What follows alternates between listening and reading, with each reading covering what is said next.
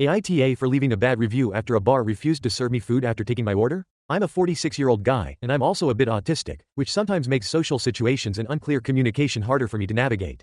Last week, after a long and exhausting work week, I decided to walk to an upscale bar around 4:55 p.m. to grab a burger and unwind for a bit. The place looked pretty empty to me, maybe 3 people at the bar, and I was tired, hungry, and honestly just looking forward to sitting quietly with some food and a drink.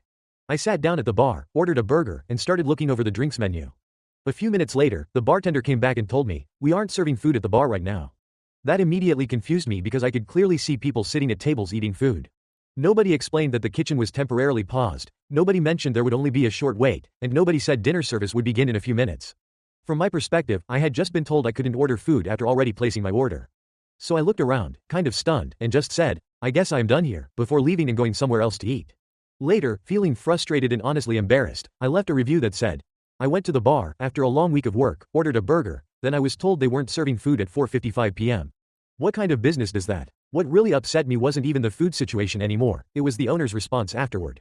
The owner publicly replied with this long, sarcastic explanation about how their kitchen staff had already served over 200 graduation guests and needed a 10-minute reset before dinner service at 5 p.m.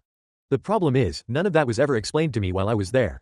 I had no idea it was graduation day. I had no idea they'd been slammed all afternoon. I had no idea the kitchen pause was temporary. If someone had simply told me, "Hey, the kitchen is resetting for dinner service, but we can get your order in about 5 or 10 minutes, I probably would have stayed without any issue. Instead, the owner's response acted like I should have somehow known all of this already. They even claimed the server explained how busy the day had been, which absolutely never happened. Then they criticized me for not asking follow-up questions about why the kitchen had paused service. But honestly, I don't like arguing with waitstaff or pressing people for explanations. If someone tells me food isn't being served, I take that at face value. I'm not the kind of person who's comfortable pushing back or interrogating employees for more details. The part that really bothered me was when the owner said they were willing to anger people like you. That line genuinely felt personal and hostile. What did that even mean? Customers who expected clear communication. Customers who were confused after being told they couldn't get food. At that point, it stopped feeling like a misunderstanding and started feeling like I was being mocked publicly for leaving an honest review based on the information I'd actually been given.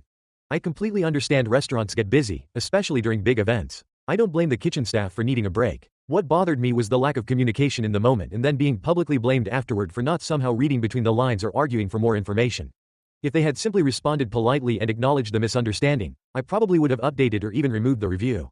Instead, the whole thing felt weirdly defensive and personal.